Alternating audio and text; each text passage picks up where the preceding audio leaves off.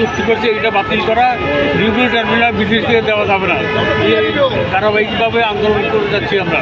আজকে আমাদের লাল পতাকা গণ মিছিল, এই মিছিল থেকে আমরা সরকারকে এবং কর্তৃপক্ষকে উঠিয়ে দিতে চাই, কোনো অবস্থাতে নিউক্লিয়ার টার্মিনাল বিদেশকে দেওয়া যাবে না এবং যে চুক্তি করেছেন এই চুক্তি বাতিল করতে হবে, নাইলে আমরা আরও বৃহত্তর কর্মসূচি যাব।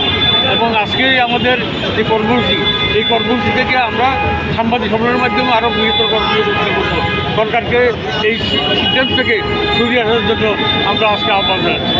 সরকার বলছে অবশ্যই যদি ঘোষণা হয় তাহলে কোনো সরকার বড় পদক্ষেপ আর নিতে পারবে না, এইটা আমাদের একটা আশাবাদ আছে।